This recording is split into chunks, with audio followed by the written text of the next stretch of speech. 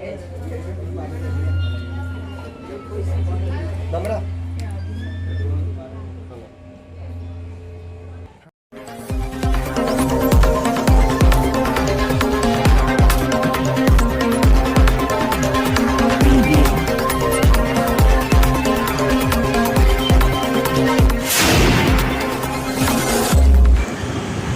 Vacations आते ही parents लोग बड़े चिंतित हो जाते हैं कि अब समर वेकेशंस में बच्चों को कौन झेले और कैसे झेले, जिसके लिए अब जगह जगह समर कैंप्स के आयोजन किए जाते हैं।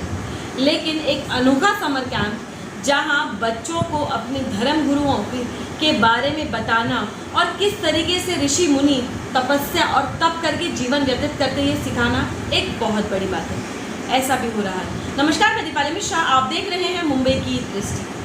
भाईंदर जैन देरासर में एक ऐसा अनोखा समर कैंप सामने आया है जहां 4 से 14 वर्ष के बच्चे जैन मुनि ऋषियों की जिंदगी जी रहे हैं। आपको बता दूं कि पल पल बच्चे बिना आधुनिक सुविधाओं के नहीं रहने वाले, बिना पंखे, बिना लाइट, बिना मोबाइल और किसी भी तरीके की सुविधा उन्हें वहाँ नहीं दी जा रही है। वो पूरे साधु के जीवन जी रहे हैं और किस तरीके से जी रहे खुशी खुशी। आइए दिखाते हैं मुंबई दृष्टि की पूरी रिपोर्ट।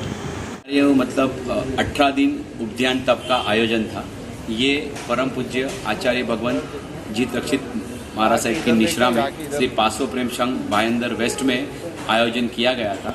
और ये 18 दिन के तप में छोटे छोटे आराधक बच्चे 9 से लेके 13-14 साल के बच्चे इस आराधना में जुड़े थे। और इस आराधना में उन्होंने बहुत ही मतलब यहाँ ही उपास में नहीं रहना, साधु भगवान की निश्रा में और सारी क्रिया करना, प्रतिक्रमण, ये सब क्रिया यहाँ होती है। एक दिन उनका उपवास होता है, एक दिन उनकी निवि होती है। और बच्चों ने यहाँ बहुत अच्छी आराधना भगवान की निश्रा में की है और यहाँ आयोजन भी बहुत अच्छा किया। 9 से लेके 13 साल बच्चे आराधना में जुड़े थे। 67 बच्चे आराधना पहले आता लिया। इसका उद्देश्य ये था कि बच्चे जो अपने धर्म से जो दूर जा रहे उससे जैन धर्म के नज़दीक आवे और पूज्य भगवान की निश्रा में रहेंगे तो उनके अच्छे संस्कार और धर्म का सिंचन उनमें होता है। जो अनार्या किया है उसके लिए वो बच्चों में जो संस्कार का सिंचन, आहार विहार और कैसे रहने का, ये धर्म के बारे में जो जानकारी साधु जीवन जिए जैसा ही इन्होंने काम किया है। और इससे बच्चों के 100% संस्कार का इफेक्ट तो होएगा ही। कुछ तो आता ही है कि मैं कुछ गलत करूं तो क्या होएगा, ये इसको अभी सीखने को मिल गया है। ऐसा ही अगर माहौल रह गया और ऐसे ही अगर सिंचन होते रह गए तो बच्चों से संस्कार और आगे बढ़ेंगे और माँ बाप को भी थोड़ा अच्छा रहेगा कि बच्चों में संस्कार आएंगे तो माँ बाप को भी सुकून मिलेगा। जैन है, यहाँ मैं अडारिया करने आया तो पहले मैंने वाचनाएँ लिया, सामड़ी पहले वाचनाएँ सुनी।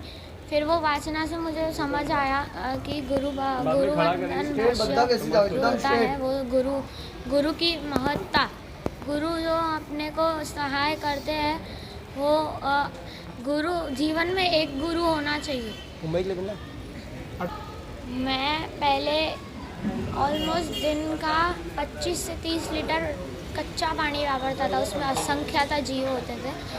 इधर गर्म पानी शुद्ध और इधर परमात्मा महावीर स्वामी भगवान की आज्ञा सब प्रमाणे हम लोग सब चलते थे। और अभी देखा जाए न, पहले तो 3 दिन ऐसे बहुत हार्ड गए, फिर तब के प्रभाव से हमारा पूरा अडारिया पूर्ण हो गया। ये 18 दिन का जो आपका यहाँ पे गुरु जी के साथ में थे। मेरा नाम सिद्धे चिराग मेहता है और पहले तो मैं ये कहना चाहूँगा कि मेरा अडारिया आचार्य भगवान श्री जीत रक्षित सूर्य जी महाराज साहिब के निश्रा में हुआ। और मेरे को 18 दिन में ऐसा फील हुआ कि पूरा इधर बहुत मज़ा आया। और जैसे हम संसारी जीवन में रहते तो हम बहुत छोटी छोटी गलती करते हैं और अभी इधर आके पता चलते हैं वो छोटी गलती हमें आगे क्या फल दे सकती है। तो हमको नई नई चीज़ें जानने मिली।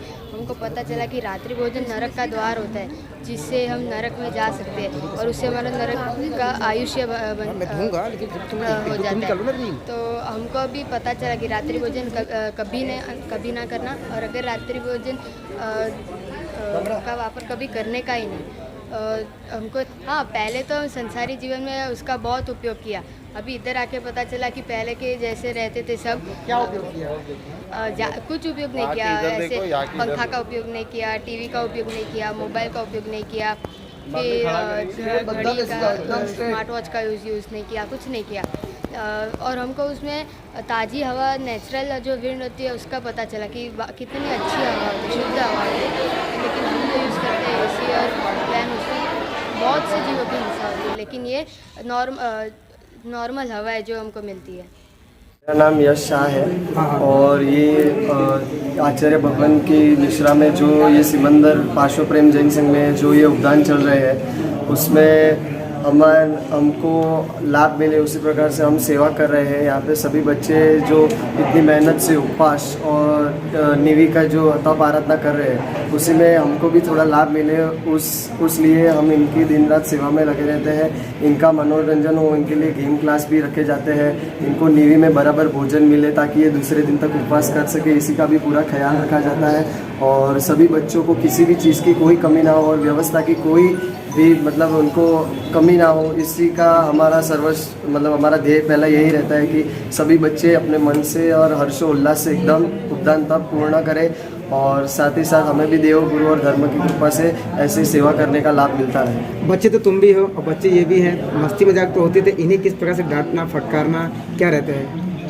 सभी बच्चे अभी सभी की अलग अलग मनोवृत्ति रहती है, लेकिन सभी बच्चों ने बहुत अच्छा साथ सहकार दिया और सभी बच्चों ने काफ़ी एकदम धैर्य से और क्षमता से पूरी तप की आराधना की। और बस इसी सभी बच्चों क्या कहोगे बेटा वॉलंटियर्स सर के बारे में, क्या कहोगे आप लोग? मैं ये भी कहना चाहूँगा, ये सारे वॉलंटियर्स भाई साहिब जी और वो सब ने इतनी सेवा की और हमको कभी लगा ही नहीं कि हम मम्मी पापा से ज़्यादा हमको बहुत मज़ा आया। और हमने इतने मज़े किए ना कि कुछ मज़ा इतना आया ना, गेम खिलाए उन्होंने, उसमें इतना मज़ा पता नहीं चलता कि टाइम किधर निकल गया। 8 से 14 साल की उम्र के बच्चे आपने देखा कि किस तरीके से तप और जप करके ऋषि मुनि साधुओं जैसा जीवन 18 दिनों से जी रहे थे। अब जाके वो अपने वापस से सांसारिक जीवन में आए हैं। फिर इनमें से कुछ बच्चों की उम्मीद जताई जा रही है कि फिर से 18 दिन का ऐसा तप करेंगे। अगर आपको या हमको ऐसा कहा जाए कि 2 दिन केवल मात्र हम बिना पंखे, लाइट, मोबाइल के जीवन जिए तो शायद हम नहीं जिएंगे। ऐसे हौसले बुलंद बच्चों के लिए, इन बच्चों के हिम्मत और जज्बे को मुंबई दृष्टि की पूरी टीम की ओर से सलाम है। और इसी तरीके से भगवान इन्हें इस क्षमता दे कि आगे भी ये अपने जीवन में बहुत कुछ अच्छा कर सके। इसी तरीके की खबरों के लिए बने रहें, जुड़े रहें और देखते रहें मेरे यानी दीपाली मिश्रा के साथ मुंबई।